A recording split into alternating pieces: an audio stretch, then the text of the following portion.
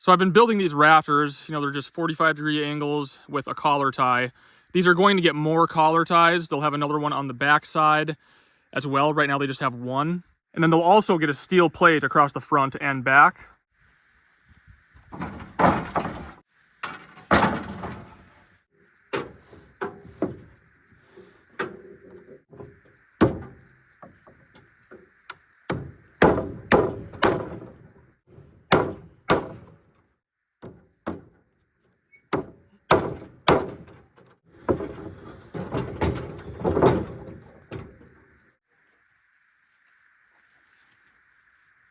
So all my rafters are assembled right now, which is nice because that took a while.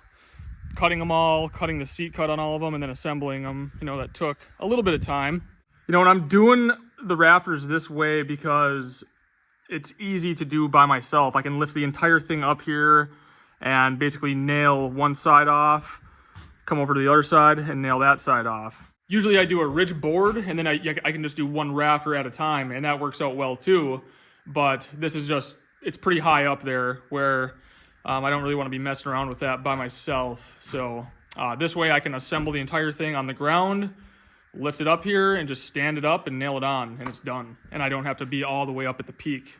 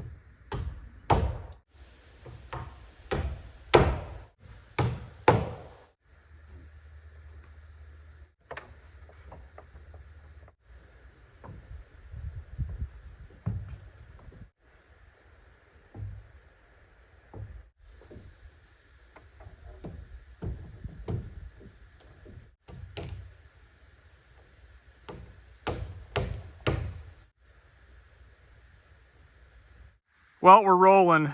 We got 7 left, and then we got all the rafters up. It's pretty exciting.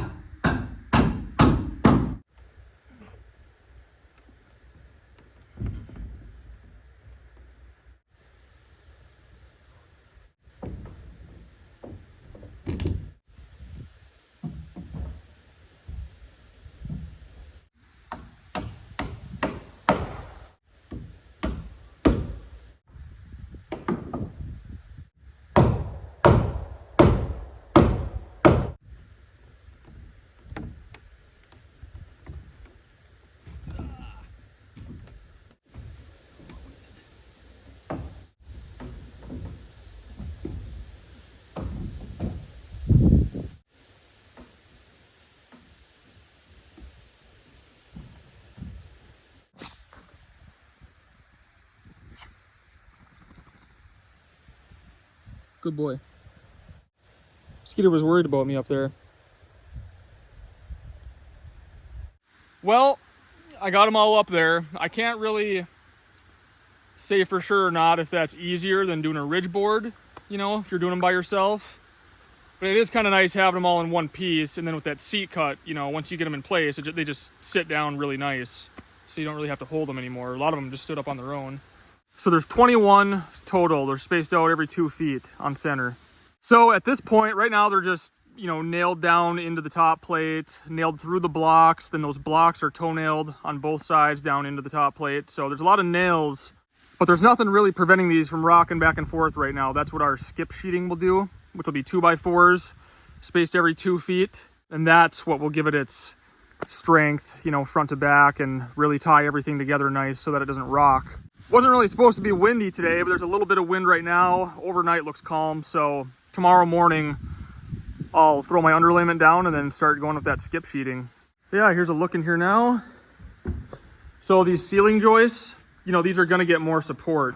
These are just 2x6s, you know, span 16 feet, but I'm gonna have, as soon as I get the roof covered, then I'm gonna start on interior walls, which is gonna support these a lot. And then there's a couple beams as well. Like I was saying, my main concern right now is just getting a roof on this thing so I can be out of the weather, keep the materials out of the weather. I can, you know, don't have to worry about this getting rained on anymore, or myself getting rained on, because the rest of the stuff will be inside work. Whenever I build a cabin, I did a video on this a couple years ago, I think, about I use an architectural ruler and then like graph paper, and I draw everything out to scale. And with just an architectural ruler and a pencil and some paper, you can really get a good look at how everything is going to look, because you can draw everything out to scale. So it gives you a really good idea of what the shape of the cabin's going to be, you know, how much headroom you're going to have up in the loft. You know, you can even lay out all your furniture. It's just a nice, simple way of, you know, getting some plans down on paper, and it's really accurate. So, you know, if you draw it out to scale.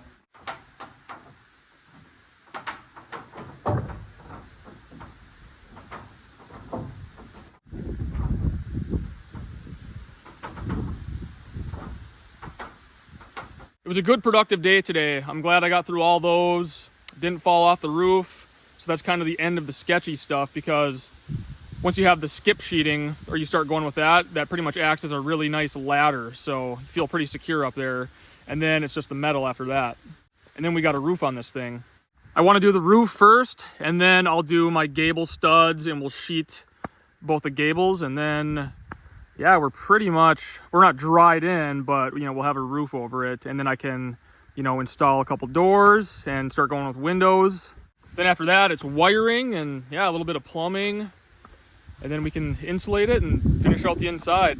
So with building a cabin or a house, it's just one step at a time. And right now, the step that we're on is the roof. But I would say it's supposed to be nice weather. My dad's coming up tomorrow.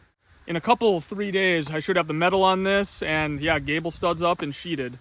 And then it will look a lot more like a cabin. But even just getting these up there, it's nice to see, you know, what the shape's going to be. That's it for today. I will see you in the morning. And that's just one side.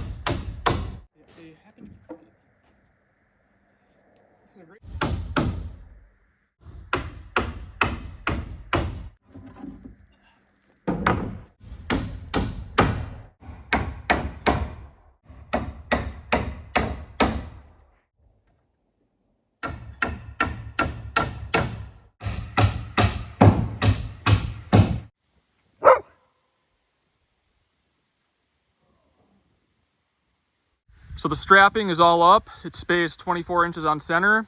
It's nailed through all my rafters, so that's what's giving those strength. And now we just screw our metal to these 2x4s.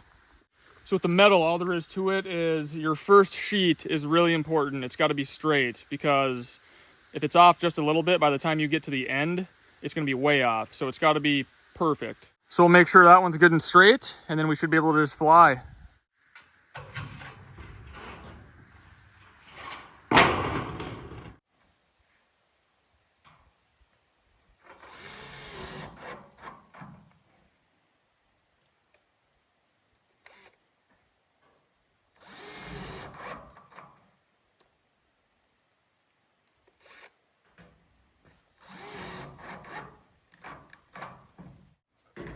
Die? No, I'm recording. Oh.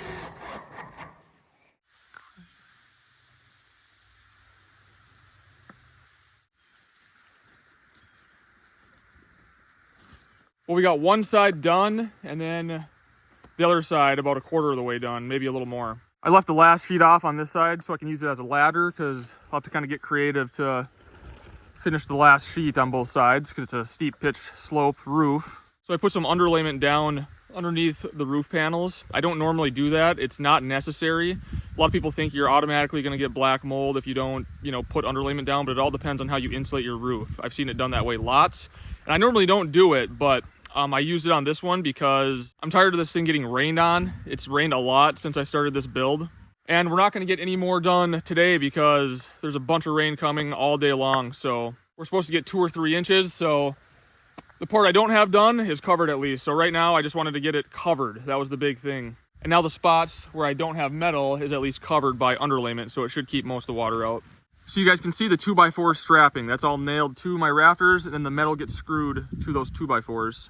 These are what the screws look like. They're specifically for this. They have a rubber gasket on the end, so when you screw them in, it compresses this little rubber gasket and makes a tight seal. I screw them right in the middle like this, between the ribs, all the way along. That's how I was taught to do it when I did this professionally under a contractor. Some people do it on the ribs, so I've seen both. But I've done mini roofs this way and I have no complaints, and that's how I was taught to do it, so that's just how I do it. So I don't really know what the right or wrong way is. Probably doesn't matter. We were hoping to get all the metal on, the ridge cap and everything, but with all the rain coming, you know, there's no point in fighting the weather. So it's gonna rain all day, so we're just gonna have to stop here. But we at least got a roof on this thing. You know, we got the rafters up, metal strapping, got one side done, other side partially done. So I'm pretty happy about that. It's nice to have this thing covered and out of the rain. So once I get done with the metal and the ridge cap, then I'll do the gable studs, which are really easy. They're just studs, 16 inches on center. They get cut at the angle of the roof. And then it will get sheeted with the same stuff, and that's pretty much it.